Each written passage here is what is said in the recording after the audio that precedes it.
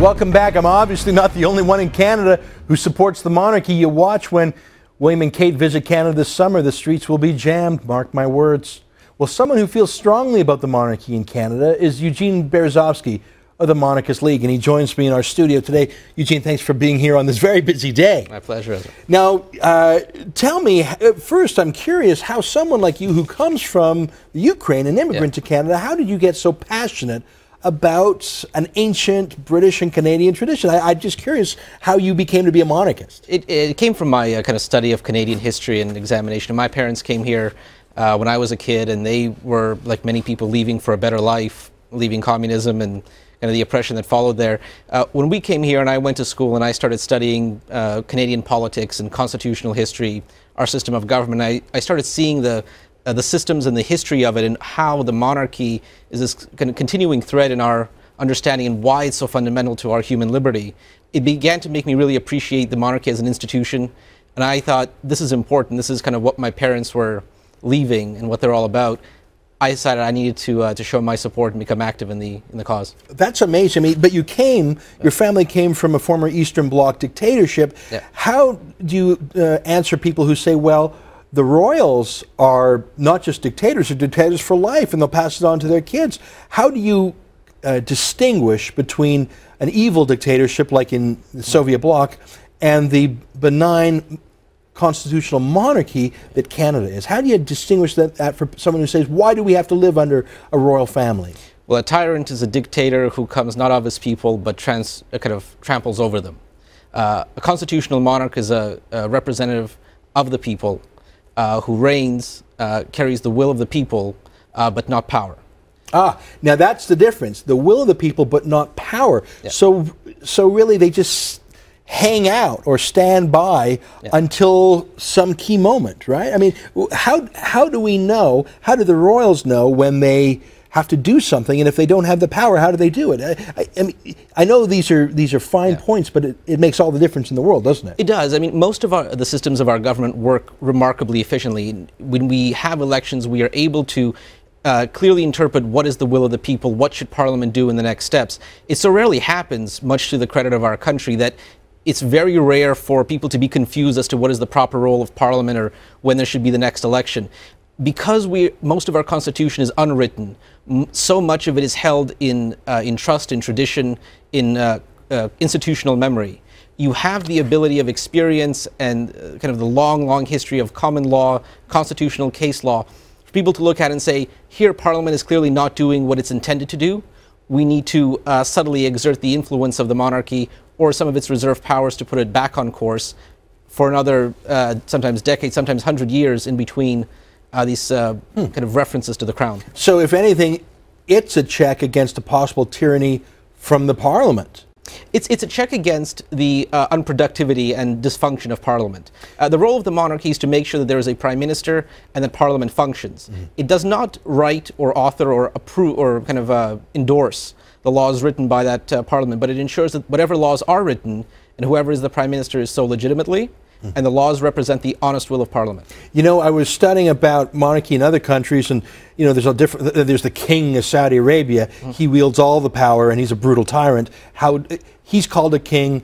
William will be called a king, but they couldn't be more different in their nature. Do you want to talk just for a minute about some of the kings and tyrants who call themselves king? What, if you had to sum up the difference between Prince William and Prince Abdullah, or the King Abdullah, what would the essential difference be? They both call themselves kings. Prince William, or a King of Canada, any King or Queen of Canada, exercises their powers through the instruments and laws of the Canadian Constitution. They are a constitutional monarch first and foremost. Whatever powers they have and whatever they can do, it is outlined for them in the Constitution, and any role that they perform that is outside of it is illegal. So they can't just simply create a law or have someone executed. That's simply outside their scope because our Constitution outlines the four corners in which they operate. Yeah, the other thing is to remember is that they are subject to the rule of law. They are not above the law. They are citizens like everyone else. They are subject to all of the regulations and conditions. They are accorded important powers and privileges in accordance with their rank, but they are not put above the law, whereas in dictatorships, in places which still have absolute monarchies, the king is law. His will and word is law. Well, that's a good point. I mean, all our criminal trials in Canada, it's the Queen versus so-and-so. Yes. The Queen doesn't get to decide. The Queen has to go to court herself. Now, she doesn't do so personally. She sends a lawyer. But the Queen doesn't win all the cases. That's right. The justice is derived from the Crown. It is a shield between the accused and the kind of the defendant in the bar and the people who are charging him with or her with crime. The Crown is a neutral arbiter. It is, as you said, why judges are appointed rather than elected. It is because law is neutral and is guided strictly by the dictates of law and the fairness that is accorded to all defendants. You know, I love the British monarchy, but I want to tell a great story and get your reaction to it about King Juan Carlos of Spain. In 1981, there was an attempted coup in Spain. We think of Spain as modern democracy. Back then, it was a little wobbly. Sure. And generals were getting it. They were going to seize control. But Juan Carlos went on television and he implored the country to stay democratic. He personally got on the phone and called leading generals, and he talked the country into rejecting this coup. The king protected the country from the government. So the state protected the country. I thought that was an amazing story. It made him well beloved in Spain. That's a very rare thing. Has anything like that ever happened in Britain or Canada, where the king saved the country from the government? No, nothing quite that extensive. I mean, you go back deep into antiquity, into things like the British Civil Wars and kind of the early history of monarchy in Europe. You do have instances like that. But it goes to show what monarchy does in our era. It is a symbol and a force of national unity, commanding the allegiance of the citizens without the partisanship of politicians and parties. It is an ability to take the collective will of a country and say, we're going to separate our desire to live in peace and prosperity from the differences that naturally divide people into different groups and parties and ethnicities. It unifies people under a common banner that everyone can feel comfortable supporting.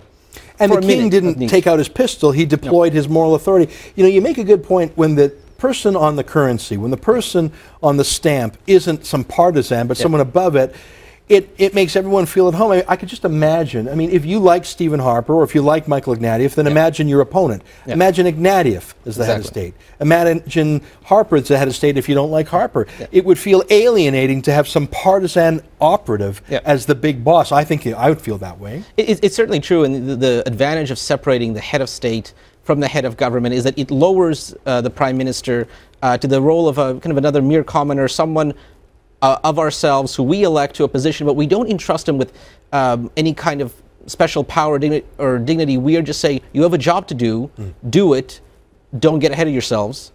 And then when we want to show loyalty to our state and our nation in times of sorrow or great joy, we have a unifying force in the monarchy to do it, and we don't have to worry about who we're pledging our allegiance to. I love this. You know, it's not as beautiful a discussion aesthetically as what we've seen on TV, but the true beauty of the monarchy is the strength it gives our country. Eugene Berezovsky, the Monarchist League of Canada, thank you very much for joining